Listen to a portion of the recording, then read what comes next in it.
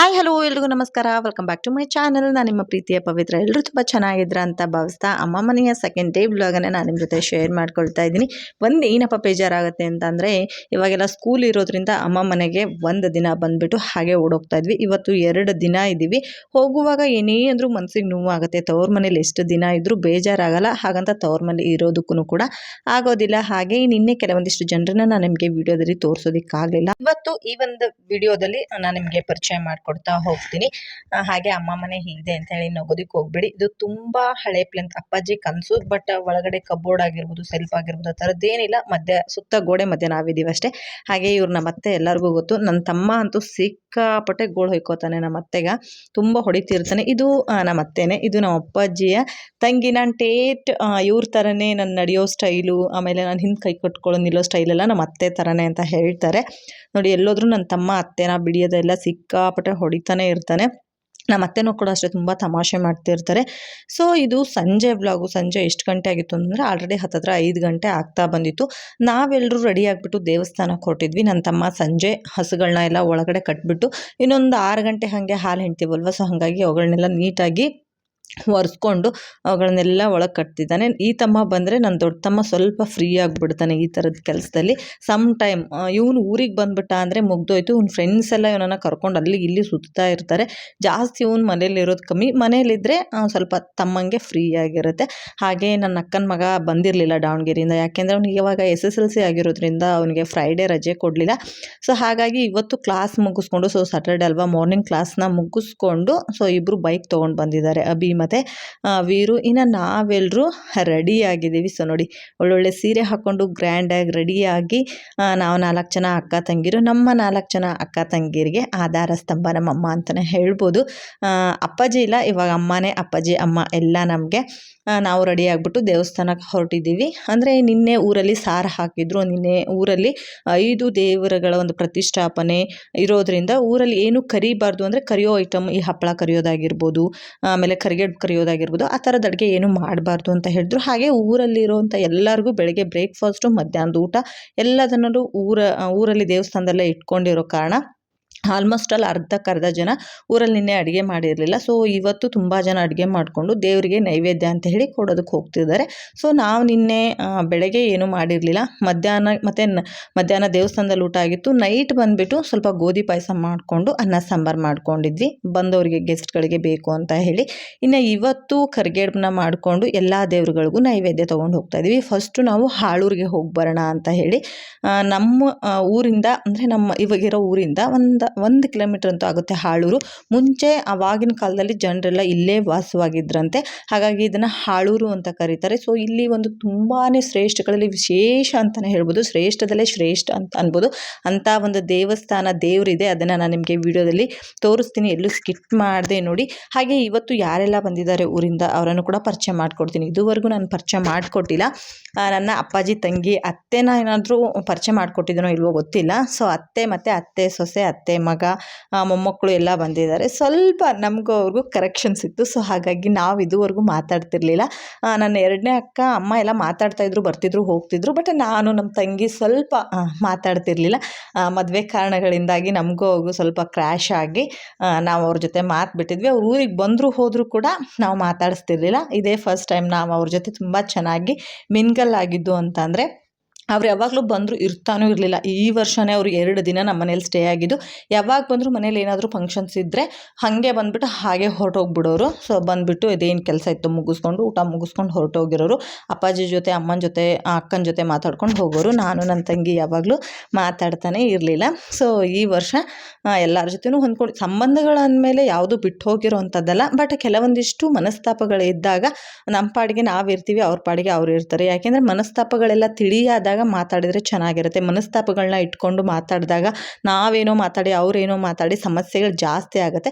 So ಹಾಗಾಗಿ ಇಲ್ಲಿವರೆಗೂ ನಾವು ಕೂಡ ಸೈಲೆಂಟ್ ಆಗಿದ್ದು ಈ 10 ವರ್ಷದಿಂದ. ಸೊ 10 ವರ್ಷ ಆಗ್ತಾ ಬಂತು ಅಂತ ಅಂದ್ಕೊಳ್ಳೋಣ. ಅಲ್ಲಿವರೆಗೂ ಸೈಲೆಂಟ್ ಆಗಿದ್ವಿ. ಸೊ ಹಾಗೆ ಇವತ್ತು ನಾನು ನಿಮಗೆ ಒಂದು ಶ್ರೇಷ್ಠದಲ್ಲಿ ಶ್ರೇಷ್ಠವಾಗಿರುವಂಥ ದೇವಸ್ಥಾನ ತೋರಿಸ್ತೀನಿ ಅಂತ ಹೇಳಿದೆ.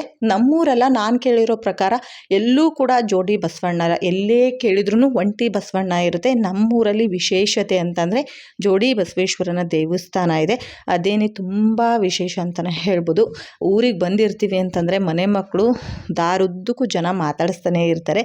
ಸೊ ಅವ್ರು ನಮ್ಮನ್ನು ನೋಡೋದು ತುಂಬ ದಿನಗಳ ನಂತರ ಆಗಿರುತ್ತೆ. ನಾವು ಕೂಡ ಅವ್ರನ್ನ ತುಂಬ ದಿನಗಳ ನಂತರ ನೋಡ್ತಿರೋದ್ರಿಂದ ಸೊ ಎದುರಿಗೆ ಸಿಕ್ಕ ತಕ್ಷಣ ಮಾತಾಡಿಸ್ತಾ ಬರ್ತಿರ್ತೀವಿ. ನಾನು ಹೇಳಿದೆ ನಮ್ಮೂರ ಬಸವಣ್ಣ ವಿಶೇಷ ಅಂತ ಹೇಳಿ. ಜೋಡಿ ಬಸವಣ್ಣ, ಬಟ್ ನಿಮಗೆ ಇಲ್ಲಿ ಕೆಳಗಡೆ ಕಾಣ್ತಾ ಇರೋ ಬಸವಣ್ಣ ಏನಿದೆ ಇದು ತನ್ನಿಂದ ತಾನಾಗೆ ಉದ್ಭವ ಆಗಿರುವಂಥ ಬಸವಣ್ಣ. ಫಸ್ಟಿಗೆ ಅದು ಚಿಕ್ಕದಿದ್ದಾಗ ಅದರ ಮೇಲೆಲ್ಲ ಕಾಯಿ ಹೊಡಿತಾ ಇದ್ರಂತೆ. ಹಾಗೆ ಅದು ಬೆಳೀತಾ ಬಂದಾಗ ಅದ್ರ ಕೊಂಬು ಅದೆಲ್ಲ ನೋಡಿ ಅದು ಬಸವಣ್ಣ ಅಂತ ಐಡೆಂಟಿಫೈ ಮಾಡಿರೋದು. ಅಲ್ಲಿ ಫಸ್ಟಿಗೆ ಒಂದು ಚಿಕ್ಕದಾಗಿ ಮೂಡಿತ್ತು, ಇವಾಗ ಸ್ವಲ್ಪ ದೊಡ್ಡದಾಗಿದೆ ಬಸವಣ್ಣ. ಹಾಗೆ ಈ ವರ್ಷದ ದೊಣ್ಣಿ ಕೆಂಚಮ್ಮನ ದೇವಸ್ಥಾನದ್ದು ಪ್ರತಿಷ್ಠಾಪನೆ ಆಯಿತು. ಸೊ ದೊಣ್ಣಿ ಕೆಂಚಮ್ಮನ ದೇವಸ್ಥಾನ 2 ಹತ್ರ ಕಟ್ಟಿದ್ದಾರೆ. ಯಾಕೆ ಅಂತಲೂ ಕೂಡ ಹೇಳ್ತೀನಿ. ದೊಣ್ಣಿ ಕೆಂಚಮ್ಮ ಅಂತ ಅಂದರೆ ಇದು ಹಾಳೂರಲ್ಲಿ ಇದ್ದಿದ್ದ ದೇವರು. ಈ ಊರಿನ ಜನ ಎಲ್ಲ ಏನು ಮಾಡಿದ್ರು ಅಂತಂದರೆ ದೊಣ್ಣಿ ಕೆಂಚಮ್ಮನ ದೇವಸ್ಥಾನ ಊರಲ್ಲಿ ತೊಗೊಂಡು ಬಂದು ದೇವಸ್ಥಾನ ಕಟ್ಟಿಸಿ ಊರಲ್ಲಿ ಪ್ರತಿಷ್ಠಾಪನೆ ಮಾಡೋಣ ದೊಣ್ಣಿ ಕೆಂಚಮ್ಮನ ಅಂತ ಹೇಳಿ ಊರಲ್ಲಿ ದೇವಸ್ಥಾನ ಸ್ಟಾರ್ಟ್ ಮಾಡಿದರು. ಹೀಗೆ ದೊಣ್ಣಿ ಕೆಂಚಮ್ಮ ಹೇಳಿದ್ಲಂತೆ, ನಾನು ಊರಲ್ಲೆಲ್ಲ ಬರಲ್ಲ, ನಾನು ಹಾಳೂರಲ್ಲೇ ಇರ್ತೀನಿ, ನನಗೆ ಹಾಳೂರಲ್ಲೇ ದೇವಸ್ಥಾನ ಕಟ್ಟಿಸಿ ಅಂತ ಹೇಳಿದ್ದಕ್ಕೆ ಸೊ ಮತ್ತೆ ಹಾಳೂರಲ್ಲಿ ದೇವಸ್ಥಾನನ ಕಟ್ಟಿಸಿದ್ದಾರೆ. ಹಾಗೆ ನಾನು ನಿನ್ನೆ ನಿಮಗೆ ಹೇಳಿದೆ ವಿಡಿಯೋದಲ್ಲಿ, ಈ ದೇವರುಗಳ ಪ್ರತಿಷ್ಠಾಪನೆ ಮಾಡುವಾಗ ದೃಷ್ಟಿ ಕೊಡುವಾಗ ನೇರವಾಗಿ ದೃಷ್ಟಿ ಕೊಡೋದಿಲ್ಲ, ನಿಮಗೆ ಬಾಳೆಕಂಬ ಮತ್ತು ಕಣ್ಣನ್ನು ತೋರಿಸಿದೆ.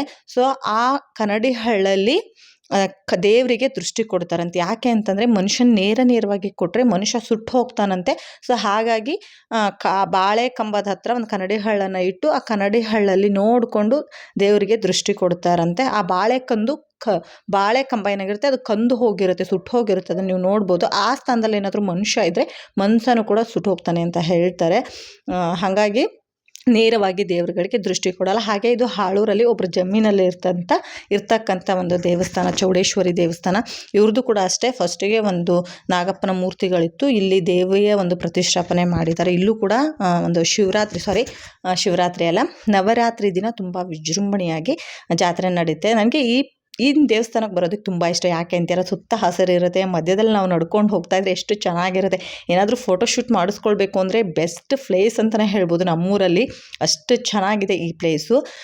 ಸೊ ಎಲ್ಲರೂ ಕೂಡ ಹಾಯ್ ಹೇಳಿ ತಂಪು ಕೊಟ್ಕೊಂಡು ಬರ್ತಾ ಇದ್ದಾರೆ ಸ್ನೇಹಿತರೆ.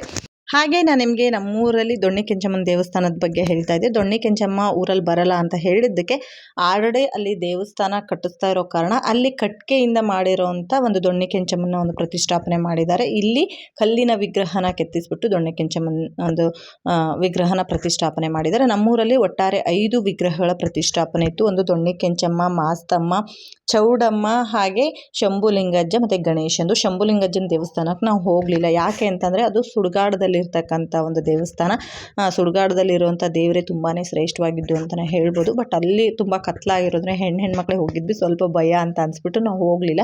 ಮನೆಗೆ ಬಂದುಬಿಟ್ಟು ಊರಲ್ಲೂ ಕೂಡ ಎಲ್ಲ ದೇವ್ರಿಗೆ ನೈವೇದ್ಯ ಮುಗಿಸ್ಕೊಂಡು ಬಂದೆ. ಊರಲ್ಲಿರೋ ದೇವ್ರುಗಳನ್ನ ನಾನು ವೀಡಿಯೋ ಮಾಡ್ಕೊಳ್ಳೋದಕ್ಕಾಗಲಿಲ್ಲ, ಫೋನ್ ಅಷ್ಟರಲ್ಲಿ ಚಾರ್ಜ್ ಖಾಲಿ ಆಗಿಬಿಟ್ಟಿತ್ತು ಅಂತ ಹೇಳಿ. ಮತ್ತೆ ಸಂಜೆ ಫಂಕ್ಷನ್ ಸ್ಟಾರ್ಟ್ ಆಗುತ್ತೆ, ಅಲ್ಲಿದ್ದು ವೀಡಿಯೋ ಮಾಡ್ಕೊಳ್ಳೋದಕ್ಕೆ ಬೇಕು ಅಂತ ಚಾರ್ಜ್ ಹಾಕ್ಬಿಟ್ಟು ಊರಲ್ಲಿರೋ ಎಲ್ಲ ದೇವ್ರುಗಳಿಗೂ ನೈವೇದ್ಯ ತೊಗೊಂಡೋಗಿ ನೈವೇದ್ಯ ಮಾಡ್ಕೊಂಡು ಬಂದೆ. ನಾನು ನಿಮಗೆ ನೆಕ್ಸ್ಟ್ ಅಮ್ಮ ಮನೆಗೆ ಹೋದಾಗ ಊರಲ್ಲಿರೋ ಎಲ್ಲ ದೇವ್ರುಗಳದ್ದು ವಿಡಿಯೋ ಮಾಡಿ ಖಂಡಿತ ಶೇರ್ ಮಾಡ್ತೀನಿ. ಸೊ ನೋಡಿ ನಮ್ಮೂರಲ್ಲಿ ಎಷ್ಟು ಕ್ರೌಡ್ ಇದೆ ಅಂತಂದರೆ, ನಮ್ಮೂರು ಚಿಕ್ಕ ಊರದ್ದು ಹೆಸರಿಗೆ ತಕ್ಕ ಹಾಗೆ ಚಿಕ್ಕಂಜಿ ಅಂತ ಇದೆ. ಎಣಿಸ್ತೀವಿ ಅಂದ್ರೂ ಒಂದು 150 ಮನೆ ಇದೆ. ಅದು ಇವಾಗ ಸ್ವಲ್ಪ ಡಿವೈಡ್ ಆಗಿ 150 ಇರೋದು. ಫಸ್ಟಿಗೆಲ್ಲ ಇದ್ದಿದ್ದು ಅಂತಂದರೆ ಒಂದು 98-99 ಮನೆ ಅಷ್ಟೇ ಇದ್ದಿದ್ದು, ಅಷ್ಟು ಸಣ್ಣ ಊರಿದು. ಸೊ ಆ ಸಣ್ಣ ಊರು ಸುತ್ತಮುತ್ತ ಊರವರೆಲ್ಲ ಬಂದಿದ್ದಾರೆ. ಸೊ ಇವತ್ತಿನ ಒಂದು ಈ ಕಾರ್ಯಕ್ರಮನ ನೋಡೋಕ್ಕೆ. ಇದು ಸೋಜುಗಾದ ಸೂಜು ಮಲ್ಲಿಗೆ ಸಾಂಗು, ಅದೇ ಫೇಮಸ್ ಸಿಂಗರ್ ಅವರು. ನಾನು ನಿಮ್ಮೆಲ್ಲರ ಪ್ರೀತಿ ಆಶೀರ್ವಾದದಿಂದ ಚಲೋ ಅದೀನಿ.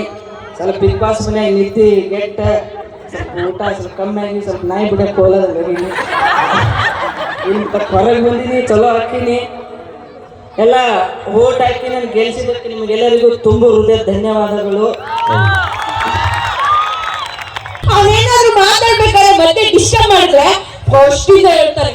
ವಾ ಸೆಂಟ್ರಲ್ ಯಾರಾದ್ರೂ ಮಾತಾಡಿದ್ರೆ ರಿಪೀಟ್ ದಯಮಾಡಿ ನೋಡಿ ಸಹಕರಿಸಬೇಕು. ಯಾರು ಮಾತಾಡ್ಬೇಡಿ ಅವ್ರು ಕತ್ತಿರೋ ಕಳ್ಳ ಯಾರು ಮಾತಾಡ್ಬೇಡಿ. ಯಾರು ಮಾತಾಡಲ್ಲ ಬುಗುಳು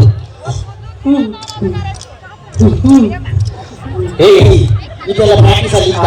ಬೆಳಿಗ್ಗೆ 6 ಗಂಟೆ ಕೋಳಿ ಹೋಗೋ ಅಂತ ಕೂಗ್ತಾ ನಾನು ಎದ್ದು ಬಟ್ಲಿಗೆ ಹೋಗಿ ನೀರು ಆನ್ ಮಾಡಿ ಮುಖ ತೊಳ್ಕೊಂಡು ಸೀದಾ ಹೊರಗಡೆ ಹೋದೆ. ಎಷ್ಟೋ ಜನ ನೀರಿಲ್ಲ ಅಂತ ಸಾಯ್ತವ್ರೆ. ಇವನು ಬಚ್ಚಲ ಮನೆಗೆ ಹೋದಂತೆ ನೀರು ಆನ್ ಮಾಡಿದ್ರೆ ಹಂಗೆ ಹೋಗುತ್ತೆ. ಆ ರಾಜಸ್ಥಾನದಲ್ಲಿ ನೀರಿಲ್ಲ, ಅವರು ಕುಡಿಯಕ್ಕೆ ಇನ್ನೇನ್ ಮಾಡ್ತಾರೆ? ನೀರು ಯಾಕೆ ಆಫ್ ಮಾಡಿಲ್ಲ? ನಲ್ಲಿ ಆಫ್ ಮಾಡಿದ್ದೆ. ಮಾಡಿದ್ರೆ ಸರ್ ನೀವ್ ಯಾಕೆ ಸಾರಿ.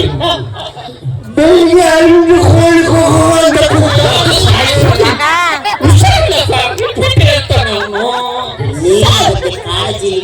ಕಾಳಜಿ ನಮ್ಗೂ ಮುಚ್ಕೊಂಡಿದ್ವಿ. ಬೆಳಿಗ್ಗೆ 6 ಗಂಟೆ ಕೋಳಿ ಹೋಗೋ ಅಂತ ಕೂಗ್ತಾ ನಾನು ಎದ್ದೆ ಬಾತ್ರೂಮ್ ಹೋಗಿ ನಲ್ಲಿ ಆನ್ ಮಾಡಿ ಮುಖ ತೊಳೆದು ನಲ್ಲಿ ಆಫ್ ಮಾಡಿ ಸೀದಾ ಒಳಗಡೆ ಹೋಗ್ತೀನಿ. ಒಳಗಡೆ ನಿಂತು ರವೆ ನಿಮ್ಮ ಶ್ರಮ ಮಾಡಿದ್ದು ಸುಳ್ಳು ಹೇಳ್ಬಾರ್ದು. ರವೆ ಅವ್ರು ಮೊಸರು ಮಾಡೋರು. ಅಕ್ಕ ನೀನು ಹೇಳೋ ರವೆ ಅವ್ರು ಮೊಸರು ಮಾಡೋರು ಇದು ಯಾವ ಸೈಡು?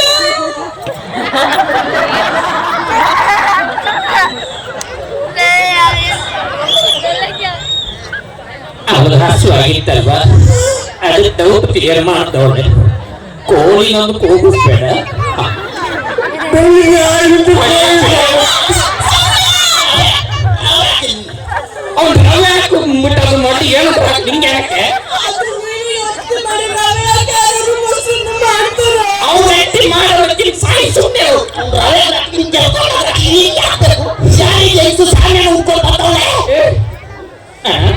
ಎರಡು ದಿನ ಅದ್ಧೂರಿಯಾಗಿ ಕಾರ್ಯಕ್ರಮಗಳಿತ್ತು. ಡ್ಯಾನ್ಸ್ ಕರ್ನಾಟಕ ಡ್ಯಾನ್ಸ್, ಸರಿಗಮಪ, ಕಾಮಿಡಿ ಕಿಲಾಡಿಗಳು ಮತ್ತು ಬಿಗ್ ಬಾಸ್ ವಿನ್ನರ್ ಹನುಮಂತ ಅಣ್ಣ ಕೂಡ ಬಂದಿದ್ದರು. ಸೊ ವಿಜೃಂಭಣೆಯಿಂದ ಫಂಕ್ಷನ್ಸ್ಗಳನ್ನ ನೋಡಿಕೊಂಡು ನೆಕ್ಸ್ಟ್ ಡೇ ನಾವು ವಾಕ್ ಮಾಡಿಕೊಂಡು ಎಂಜಾಯ್ ಮಾಡಿಕೊಂಡು ಸೊ ಇವತ್ತು ನಮ್ಮ ಊರು ಪಕ್ಕದಲ್ಲಿರ್ತಕ್ಕಂಥ ದೇವಸ್ಥಾನಕ್ಕೆ ಹೊರಟಿದ್ದೀವಿ.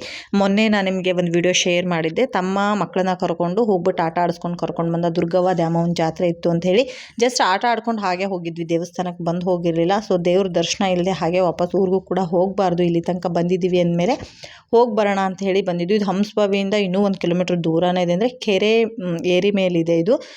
ಇವತ್ತು ಮಧ್ಯಾಹ್ನ ಫ್ರೀಯಾಗಿರುತ್ತೆ ಅಂತ ಹೇಳಿ ಇವತ್ತು ಈ ದೇವಸ್ಥಾನಕ್ಕೆ ಎಲ್ಲರೂ ಬಂದ್ವಿ. ಸೊ ಇವತ್ತೆಲ್ಲರೂ ರಿಟರ್ನ್ ಆಗ್ತಾರೆ ವಾಪಸ್ ಊರಿಗೆ. ಹೋಗೋದಕ್ಕೂ ಮುಂಚೆ ಒಂದು ಸ್ವಲ್ಪ ದೇವಸ್ಥಾನಕ್ಕೆ ಹೋಗ್ಬಿಟ್ಟು ಬಂದು ಆನಂತರ ಊಟ ಎಲ್ಲ ಮುಗಿಸ್ಕೊಂಡು ಹೋಗೋಣ ಅಂತ ಹೇಳಿ ಬಂದಿದ್ವಿ. ಪಿಳ್ಳ ಪಿಸ್ಕ ಎಲ್ಲ ಕರ್ಕೊಂಡು ಬಂದಿದ್ದೀವಿ. ಮಕ್ಕಳೆಲ್ಲ ಫುಲ್ ಎಂಜಾಯ್ ಮಾಡ್ತಿದ್ದಾರೆ. ಅವ್ರಿಗೆ ಈ ಥರ ಇದ್ಬಿಟ್ರೆ ಹಬ್ಬ. ಯಾಕಪ್ಪ ನಮ್ಮಮ್ಮ ದಾವಣಗೆರೆಗೆ ಕರ್ಕೊಂಡು ಹೋಗುತ್ತೆ, ಯಾರಪ್ಪ ಓದ್ತಾರೆ ಅನ್ನೋ ಒಂದು ಮೈಂಡ್ ಸೆಟ್ಟಲ್ಲಿ ಅವರು ಇರ್ತಾರೆ. ನಮ್ಮ ಮಕ್ಕಳು ಅಂತಲ್ಲ, ಎಲ್ಲರ ಮಕ್ಕಳು ಅಷ್ಟೇ. ಈ ಥರ ಫ್ರೀಯಾಗಿ ಆಡೋದಕ್ಕೆ ಅವ್ರಿಗೆ ತುಂಬ ಇಷ್ಟ ಆಗುತ್ತೆ. ನಾವು ಮಡ್ಲಕ್ಕಿ ಮತ್ತು ಹಣ್ಣು ಕಾಯಿ ಅದೆಲ್ಲ ತೊಗೊಂಡು ಬಂದಿದ್ವಿ. ದುರ್ಗವ್ವ ಮತ್ತು ದ್ಯಾಮವ್ವ ಎರಡೂ ಜಾತ್ರೆ ಇರುತ್ತೆ. ದುರ್ಗಮ್ಮನ ದೇವಸ್ಥಾನ ಇಲ್ಲಿದೆ, ದ್ಯಾಮವ್ವಂದು ದೇವರು ಬಂದುಬಿಟ್ಟು ಊರಲ್ಲಿದೆ. ಸೊ ಅಲ್ಲಿಗೆ ನಾವಿವತ್ತು ಹೋಗೋದಕ್ಕಾಗೋದಿಲ್ಲ. ಸೊ 2 ಮಡ್ಲಕ್ಕಿನೂ ಕೂಡ ಇಲ್ಲೇ ಕೊಟ್ಬಿಟ್ಟು ಹೋಗಿದ್ದು. ಇಷ್ಟು ಚೆನ್ನಾಗಿದೆ ದೇವರು ಅಂತೀರ, ತುಂಬ ಚೆನ್ನಾಗಿದೆ. ತುಂಬ ವಿಜೃಂಭಣೆಯಾಗೂ ಕೂಡ ಈ ಒಂದು ಜಾತ್ರೆ ನಡೆಯುತ್ತೆ. ಸೊ ಫೈನಲಿ ಮನೆಗೆ ಬಂದು ಊಟ ಎಲ್ಲ ಮುಗಿಸ್ಕೊಂಡು ಒಂದು ರೌಂಡ್ ಅಳೋ ಕಾರ್ಯಕ್ರಮನೂ ಕೂಡ ಮುಗೀತು. ಊರಿಗೆ ಬರುವಾಗ ಎಷ್ಟು ಖುಷಿಯಾಗಿ ಊರಿಗೆ ಬರ್ತೀವಿ. ಸೊ ಹೋಗುವಾಗ ಖಂಡಿತ ಎಲ್ಲರೂ ಅಳೋದಕ್ಕೆ ಸ್ಟಾರ್ಟ್ ಮಾಡ್ತೀವಿ. ಫೈನಲಿ ನಮ್ಮ ಮಾವನ ಹೆಂಡತಿಯ ಅಮ್ಮ ಅವರು, ಸೊ ಅವರು ಕೂಡ ಬಂದಿದ್ದರು. ಅವರಂತೂ ತುಂಬ ಹತ್ಬಿಟ್ರು ಸ್ನೇಹಿತರೆ. ಸೊ ಅವ್ರಿಗೆ ನಿಜವಾಗ್ಲೂ ಇಷ್ಟನೇ ಇರಲಿಲ್ಲ ಮನೆಗೆ ಹೋಗೋದಕ್ಕೆ, ವಾಪಸ್ ಊರಿಗೆ ಹೋಗೋದಕ್ಕೇ ಇಷ್ಟ ಇರಲಿಲ್ಲ, ಅಷ್ಟೊಂದು ಹತ್ಬಿಟ್ರು ಪಾಪ ಅವರು.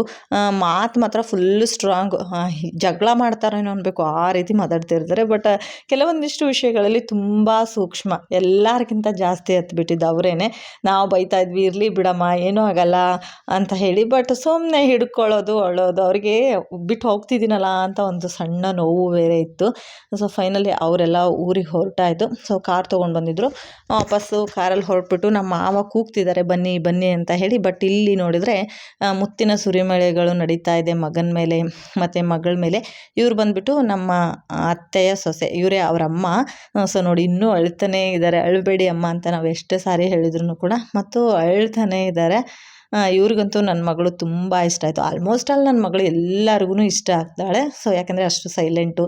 ಹಾಗೆ ಸ್ನೇಹಿತರೆ, ಇದ್ರ ಜೊತೆ ಇವತ್ತಿನ ವ್ಲಾಗ್ ಕೂಡ ಎಂಡ್ ಮಾಡ್ತಾಯಿದ್ದೀನಿ. ವ್ಲಾಗ್ ಇಷ್ಟ ಆದರೆ ದಯವಿಟ್ಟು ಲೈಕ್ ಮಾಡಿ. ಸಿಗೋಣ ನೆಕ್ಸ್ಟ್ ವ್ಲಾಗಲ್ಲಿ. Thank you for the watching. Love you all. Bye.